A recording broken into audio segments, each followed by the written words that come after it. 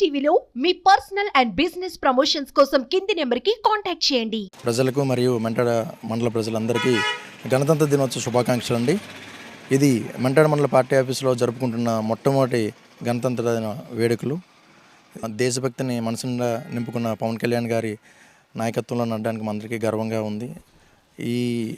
ఇప్పుడు మనం అనుభవిస్తున్న స్వేచ్ఛ స్వతంత్రాలు కానీ అన్నీ మనకి రాజ్యాంగం కల్పించిన హక్కుల ద్వారా వచ్చాయి.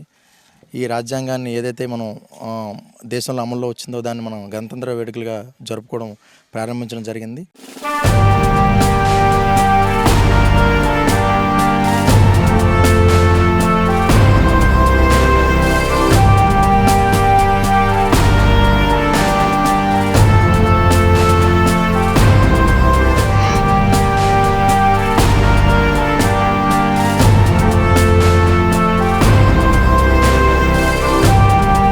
జనవాణి కార్యక్రమం ముఖ్య ఉద్దేశం ఎందుకంటే సామాన్య జనాలకి ఇక్కడ ప్రత్యేకించి ఈ ప్రాంతంలో సామాన్య జనాలకి ఒక ఎంఆర్ఓని కలాలన్నా పని చేయించుకోవాలన్నా ఒక ఎస్సీ దగ్గరికి వెళ్ళాలన్నా అంత ఈజీగా జరిగే పని కాదండి. అప్రోచబుల్గా అంటే ఇక్కడ అలవాటు అయిపోయింది అది. కాబట్టి ఈ సామాన్య జనాలకి ఏమైనా సమస్యలు ఉన్నా ఏమున్నా కానీ మా ద్వారా వెళ్ళి వాళ్ళ సమస్యలు పరిష్కరించడానికి కోసమే ప్రత్యేకించి ఈ కార్యక్రమాన్ని చేపట్టడం జరుగుతుందండి. ఇది అన్ని రాజకీయ పార్టీలాగా డబ్బుతో కూడుకున్న రాజకీయ పార్టీ కాదండి. ఇందులో చేయడం వల్ల మీరు అనుకునేటట్టు ఏదో మాకు ప్రత్యేకించి లబ్ధి చేకూరుతుందనే ఉద్దేశం కూడా ఇందులో ప్రత్యేకించి ఏమీ లేదండి. ఒక మంచి నాయకుడు స్వతంత్రం తర్వాత స్వతంత్రం ముందు చాలామంది ఉద్యమకారులను చూసాం. అంతే మంచి మనసుతో నిష్కల్మషంగా జనాలకు ఏదో చేయాలన్న నాయకుడిని మళ్ళీ మాకు తెలిసి మేము పుట్టేరికి ఇప్పుడే చూడడం జరిగిందండి. ఆయన భావాలు నచ్చి ఆయనతో ట్రావెల్ అవ్వాలని, ఆయన అడుగులో ఒక అడుగుగా మేము నడాలని, జనాలకు మంచి చేయాలని కోరికతో చేస్తాం తప్ప ఇందులో ప్రత్యేకించి ఏ లబ్ధి కోరి మేమేం చేయట్లేదండి. ఇన్ని ప్రోగ్రాములు అంటే ఇది క్యాలిక్యులేటెడ్గా మేమేం చేయట్లేదండి. ఈ స్థానికంగా ఏదైతే మెంటాడ మండలంలో స్థానికంగా ఉన్న ప్రెసిడెంట్ కావచ్చు, ఎంపీటీసీలు కావచ్చు, వాళ్ళ వ్యవహార శైలి ఎలా ఉంటుందంటే మీకు మేము పనిచేసి పెట్టాలంటే మీరు మాకు ఓటేసి పెట్టాలి, మా వెనకాతలు తిరగాలన్న రాజకీయంగానే ఇక్కడ జరుగుతూ ఉంది. ఇక్కడ మేము ఏ పార్టీ అనేది ఏది చూడట్లేదండి. కామన్గా ఏ మనిషికి ఏ సమస్య వచ్చినా అది చట్టపరిధిలో న్యాయం జరిగే స్కోప్ ఉంటే డెఫినెట్లీ దానికి న్యాయం జరిగే విధంగా మేము 100% కృషి చేస్తామండి. అంటే ఇలాంటి సేవ అంటే స్పెసిఫిక్గా ఏ సేవ గురించి రావాలనేది స్పెసిఫిక్గా అనేది మేము చెప్పట్లేదండి. అంటే చాలా విధంగా ఇప్పుడు రెవెన్యూ సమస్యలు ఉంటాయి, లేకపోతే ఊర్లో వేరే వేరే గొడవలకు సంబంధించిన కానీ పోలీస్ స్టేషన్కి సంబంధించిన సమస్యలు ఉంటాయి. అక్కడ ఉండే పంచాయతీ ప్రెసిడెంటో లేకపోతే ఎంపీటీసో ఇన్ఫ్లుయెన్స్ చేసి వీళ్ళకి అన్యాయం జరిగే కండిషన్ ఉండొచ్చు. ఇలాంటి సమస్యలు ఏమున్నా కానీ మేము దాన్ని ప్రత్యేకించి టేక్ ఓవర్ చేసి దానికి న్యాయం జరిగే విధంగా మేము కృషి చేస్తామండి. 1947 తర్వాత నుంచి మనకు రాజకీయాలు, మన భారతీయ రాజకీయాలని మొదలయ్యాయండి. దానికి ముందున్న నాయకులందరూ నిస్వార్థంగా పనిచేసిన వాళ్ళే. కానీ స్వతంత్రోద్యమంలో పనిచేసిన వాళ్ళు చట్టసభల్లోకి వెళ్ళిన వాళ్ళు చాలా తక్కువ మంది అండి. జవహర్లాల్ నెహ్రూ గారు కానీ, కొంతమంది పటేల్ గారు కానీ, వీళ్ళు మాత్రమే స్వతంత్రోద్యమంలో పాల్గొని చట్టసభల్లోకి వెళ్ళి చట్టాలు పరిపాలన చేసిన వాళ్ళు వీళ్ళు మాత్రమే. కాబట్టి అలాంటి నాయకులు ఇప్పుడు కొరవైపోయారండి. అందరూ కులాల వారీగా, మతాల వారీగా విడదీసుకొని వాళ్ళ స్వలాభం కోసం రాజకీయాలు జరుగుతూ ఉన్నాయి. ఈ టైంలో నిస్వార్థంగా ఒక నాయకుడు ముందుకు వచ్చాడండి. ఆ నాయకుడిని కాపాడుకోవడానికి, ఆ నాయకుడిని ఇప్పుడున్న జనాలందరికీ మంచి చేరే విధంగా ఆ నాయకుడికి చేదోడు వాదోడుగా ఒక మండలాన్నైనా మనం ఆయన నిస్వార్థానికి, నిజాయితీకి గిఫ్ట్గా ఇవ్వాలని, ఒక మండలాన్ని మార్చాలని ఒకే ఒక ఆశయంతో చేస్తున్నామండి. మేము ఈ వయసు వరకు చదువుకుంటూ ఎక్కడెక్కడో చదువుల కోసం బయటకు వెళ్ళిపోయామండి. ఈ మధ్యన ఇక్కడ తిరగడం ద్వారా మాకు అర్థమైంది ఏంటంటే మౌలిక వసతులతో కూడా సరిగా ఈ ప్రాంతంలో లేవండి. పంటకి వర్షం ఆధారితమని, వర్షం పడితేనే పంట పడుతుందండి, వర్షం లేకపోతే పంట పండదు. కానీ ఇక్కడ ఆంధ్ర డ్యామ్ అని ఒక డ్యామ్ ఉందండి. ఆ డ్యామ్ ద్వారా 2 కాలువలు, ఎడమ కాలువ, కుడి కాలువ అనేది కాంట్రాక్ట్ చేయడం జరిగింది. కానీ ఆ కాలువల ద్వారా, ఎడమ కాలువ ద్వారా పూర్తిగా ఎక్కడ ఇప్పటికొచ్చి వాటర్ అందలేదండి.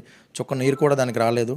అదేవిధంగా లక్ష్మీపురం అనే గ్రామం ఒకటి ఉందండి. ఇప్పుడు ఈరోజు మనకి అర్జీ కూడా వచ్చింది. అది ఆ గ్రామానికి చాలా సంవత్సరాలుగా బ్రిడ్జ్ గురించి పోరాటం చేస్తున్నారండి. బ్రిడ్జు, రోడ్డు అంటే ఒక గర్భిణీ స్త్రీని హాస్పిటల్ తీసుకెళ్ళడానికి కూడా అనువుగా లేని ప్రాంతం అండి. అదేవిధంగా రాబంద్ అనే ఊరికి ఒక ఏసీ పెడితే పనిచేయని కండిషన్లో అక్కడ ఎలక్ట్రికల్కి సంబంధించిన సిచ్యువేషన్ ఉందండి.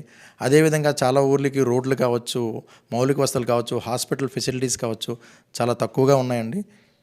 రాజకీయ ఒత్తిళ్ళు అనేదండి ఓపెన్గా మాట్లాడుకోవాలనుకుంటే బయట పార్టీల్లో కావచ్చు, మన పార్టీలో కావచ్చు, రాజకీయాల్లో ఉన్న ప్రతి ఒక్కరికి రాజకీయ ఒత్తిళ్ళు అనేది కామన్ అండి. దాన్ని మేము స్పోర్టివ్గానే తీసుకుంటాం.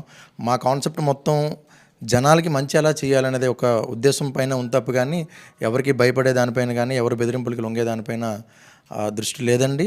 ఒకవేళ భయపెట్టినా భయపడే మనస్తత్వం మా నాయకుడు పవన్ కళ్యాణ్ గారిది కాదు, అదేవిధంగా మాది కూడా కాదు. డెఫినెట్లీ అండి మాకు స్ఫూర్తి కంప్లీట్గా పవన్ కళ్యాణ్ గారే.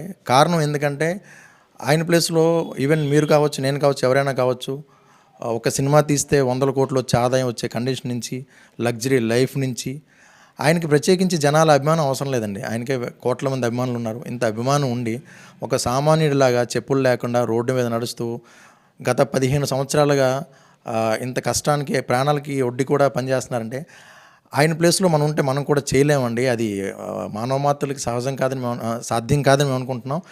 డెఫినెట్లీ అలాంటి నాయకుడిని కోల్పోకూడదు కాబట్టే ఆ నాయకుడి వెనకాతలు మేము నడుస్తున్నాం. ఆ నాయకుడి వెనకాతలు నడుస్తూనే ఉంటామండి. పల్లి గణేష్ అండి. గత ప్రభుత్వంలో జగన్ ప్రభుత్వంలో పెట్టామండి. అతను ఆ ప్రభుత్వంలో పెన్షన్ రాలేదండి.